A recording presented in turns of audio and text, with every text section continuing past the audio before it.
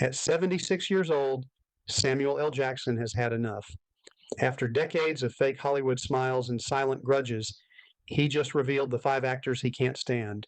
And this isn't rumor, it's betrayal, power struggles, and career sabotage, straight from the man himself. From Django drama to Star Wars rewrites, Samuel isn't pulling punches anymore, and wait until you hear who tops his hate list, a name no one expected him to say out loud. At 76, Samuel L. Jackson is no longer biting his tongue. After more than 5 decades in Hollywood, the man with the sharpest voice in cinema is finally saying out loud what fans have only whispered about, the actors and directors he can't stand. For years, audiences caught the tension, side eyes at award shows, sarcastic jabs in interviews, the unspoken rivalries. But today, the gloves are off. Samuel isn't throwing shade anymore. He's burning bridges unapologetically. And at the very top of his hate list, a name that once defined his career, Spike Lee. To understand the fallout, you have to go back to the 1980s. Spike wasn't just a filmmaker, he was a cultural wave. And one of the first actors to ride that wave was a rising Samuel L. Jackson. Spike gave him early breaks. School Days in 1988, then the unforgettable Mr. Senor Love Daddy and Do the Right Thing. Their collaborations crackled with energy. In Jungle Fever, Jackson's performance as crack addict Gator was so raw that the Cannes Film Festival invented a brand new award just to honor it. That had never happened before, and it's never happened again. The press called them a dream team. Fans compared them to Scorsese and De Niro, but louder, bolder, unapologetically black. To many, it looked like the beginning of a legendary director-actor dynasty. But in Hollywood, partnerships rise fast and crash even faster. Everything changed in 1992. Spike Lee was gearing up for his magnum opus, Malcolm X. He wanted Jackson for a pivotal role, the man who introduces Malcolm to Islam in prison. Jackson auditioned, he nailed it. But then came the offer, scale plus 10. Translation? The lowest paycheck allowed by the union. For a rising star who had just stunned Cannes, it felt insulting. Sam turned it down. Spike took it personally. To him, it wasn't about the money, it was about respect. He expected Sam to pick up the phone, not send an agent, but to Jackson, loyalty didn't mean working for peanuts, and that single clash cracked open a feud that would simmer for decades. When Samuel L. Jackson rejected Malcolm X, he didn't just pass on a role, he sent a message. Spike Lee, furious, felt blindsided. What bothered me, Spike admitted years later, wasn't that Sam didn't want to do the film. It was that he had his agent call me. I thought we had a relationship. To Spike, this was betrayal. To Sam, it was business. He wasn't some kid grateful for scraps anymore. He'd proven himself. He deserved respect. And in his eyes, Spike wasn't showing it. What made things worse? Spike himself was pulling 4 paychecks on Malcolm X, director, writer, producer, and actor. Meanwhile, his cast was being asked to work for scale. Jackson wasn't having it. As he later put it, "You want me to play your role for peanuts while you cash in? Nah. Pay me right or I walk." So he walked, and Hollywood noticed. Just as Spike was assembling his passion project, Jackson got a call. Cannes had created an award just for his Jungle Fever performance. Almost overnight, he went from Spike's actor to a force studios wanted for themselves. Instead of Malcolm X, he took a gritty thriller with Willem Dafoe and Mickey Rourke. A bold move, but one that split the Lee-Jackson partnership for the next 20 years. From that moment, silence, no roles, no collaborations, not even polite mentions in interviews. Jackson went on to work with Tarantino, Scorsese, Lucas, Marvel, you name it, everyone except Spike. And when Spike criticized Quentin Tarantino for his heavy use of the N-word in Django Unchained, Jackson fired back, defending Tarantino and telling Spike to shut the fucking up. It was brutal, and it made the rift undeniable. What had once looked like a legendary creative bond had curdled into an icy rivalry. Fans speculated, insiders whispered, but both men stayed in their corners, neither willing to bend. For Spike, it was about loyalty. For Jackson, it was about freedom. And when two egos that massive clash, Hollywood feels the aftershocks. For 22 years, Samuel L. Jackson and Spike Lee didn't share a set, a stage, or even a friendly shout-out. The silence was deafening. But in Hollywood, Even the deepest grudges eventually circle back. By 2013, their wives had reconnected, inviting each other to dinners. Slowly, the wall between the two legends began to crack. At one of those dinners, Spike casually mentioned he was remaking Old Boy.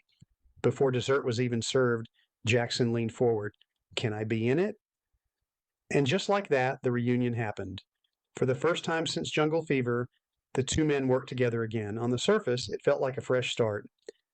Jackson even told Playboy magazine it was easy, natural, like they'd never missed a beat. But beneath the politeness, the scars were still there. A few dinners and one underwhelming remake couldn't erase the betrayal, the money fight, or the decades of silence. The tension was too old, too personal. Because for Samuel L. Jackson, it was never just about a paycheck, it was about respect. Spike wanted loyalty, an actor who would take scale wages in the name of brotherhood. But Jackson had built his empire by refusing to be boxed in, by demanding value for his craft. To him, Spike wasn't offering opportunity anymore. He was demanding obedience. And Sam wasn't playing that game. So when Jackson finally dropped his infamous list of the 5 actors he hates the most, it wasn't shocking to see Spike Lee at the top. What shocked people was that Jackson said it out loud. After years of rumors and whispers, he confirmed what insiders had always known. This wasn't a misunderstanding. It was a Cold War that had defined both their careers. Because no matter how historic their films were together, no matter how many awards they collected, Jackson made it clear. This feud was never about art. It was about power and who refused to give it up. On paper, Quentin Tarantino and Samuel L. Jackson should have been Hollywood soulmates. 6 films together, from Pulp Fiction to Django Unchained, built on a rhythm no one else could match. Jackson didn't just read Tarantino's dialogue, he breathed it. Those profanity-laced sermons rolled off his tongue like poetry. Tarantino himself admitted, "Sam says it like music." But behind the compliments was a growing resentment, because fans began asking a dangerous question. Was Jackson improvising? That cool as ice, check out the big brain on Brett swagger, the cool in the gang ad lib, those weren't in the script. They were Sam. And while audiences loved it, Tarantino hated that people thought Jackson was writing the magic. For a man who treats his scripts like gospel, it was wounded pride. He even snapped in an interview, "I get pissed off that people think Sam came up with most of his dialogue. I wrote Sam's dialogue." That wasn't just irritation, it was a creative fracture. Tarantino saw actors as vessels. Jackson was proving he was a co-author. The rift grew.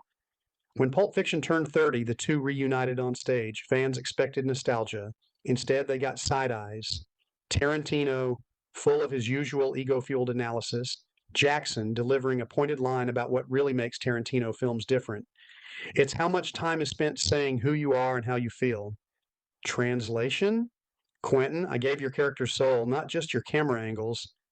The feud spilled into the public when Tarantino dismissed Marvel, saying franchise actors weren't real movie stars. That hit Jackson where it hurt. "Live on the View," he clapped back, and "Chadwick Boseman is Black Panther. You can't refute that, and he's a movie star." This wasn't just a disagreement, it was philosophy versus philosophy.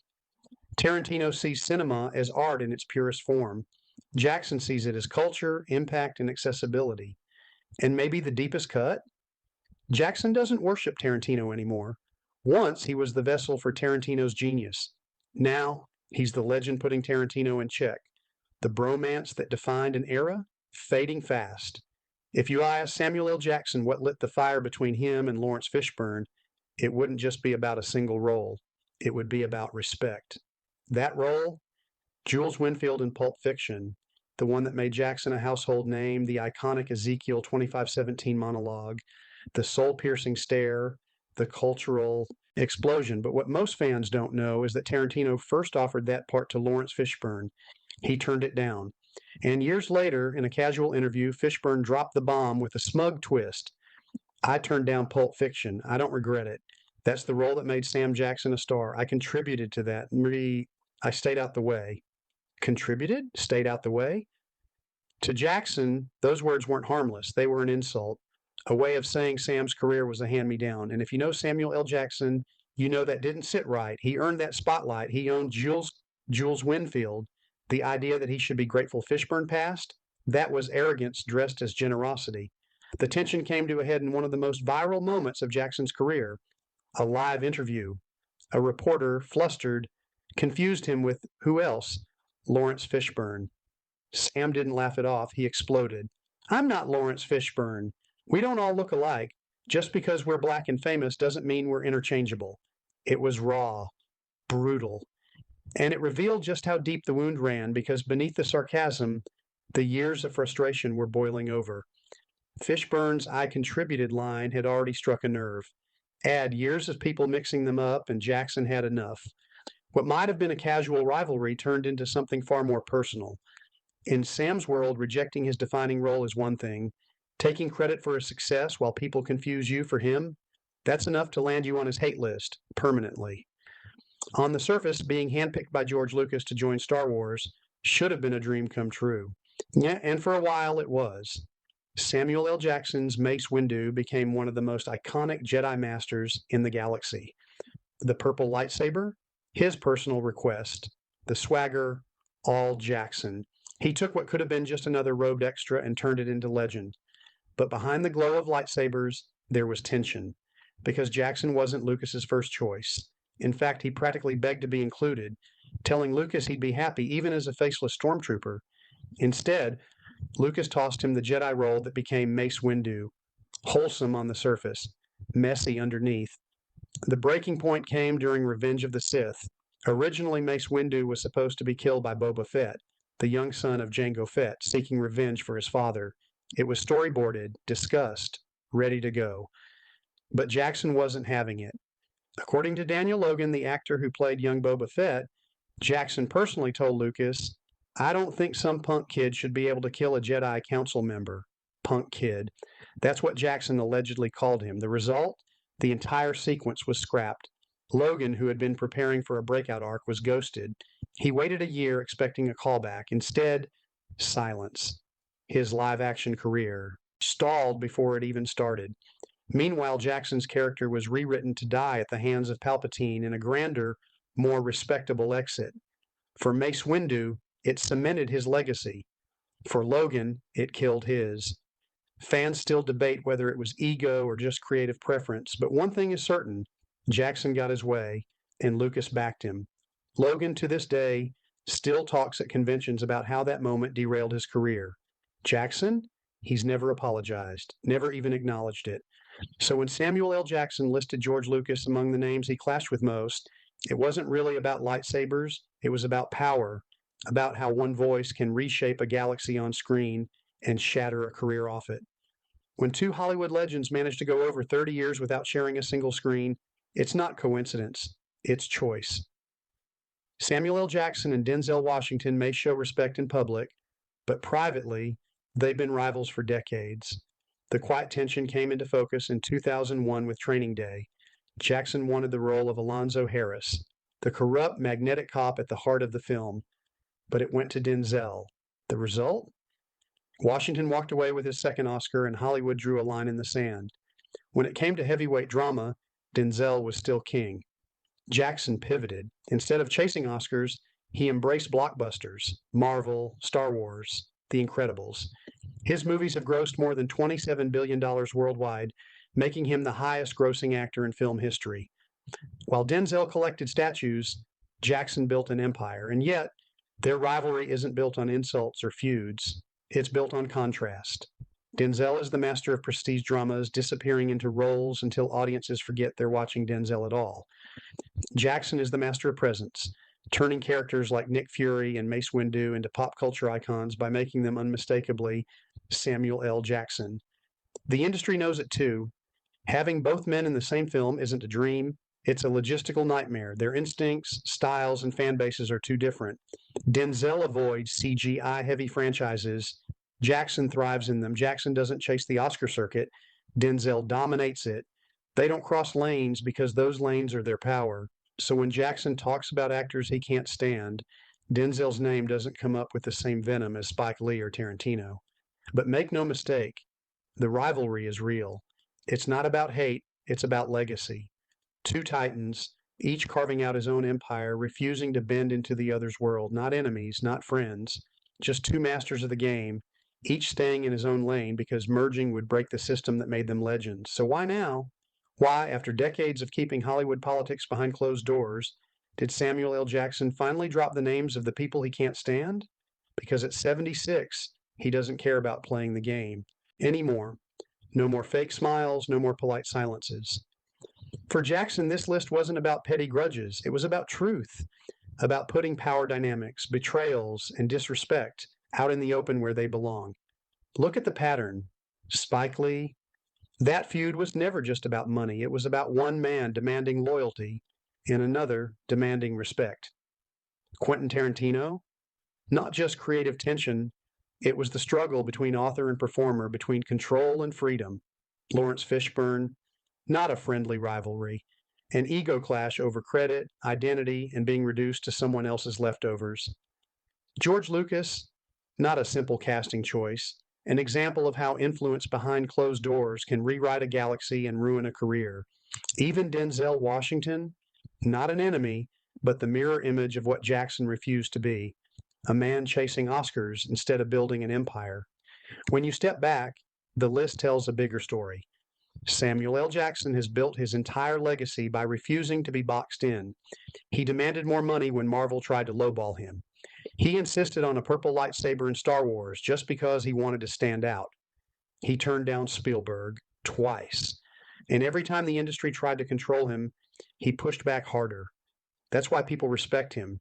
Even when he's burning bridges, he's not bitter, he's honest. And in an industry built on illusion, honesty is more dangerous than any insult. So, yes, Jackson has a hate list, but it's not really about hate. It's about standing tall when others tried to cut him down. It's about rewriting the rules, carving out a career on his own terms, and refusing to let anyone, no director, no co star, no system, decide his worth. Because Samuel L. Jackson isn't just a Hollywood legend. He's proof that in a town full of masks, the most powerful weapon is taking yours off.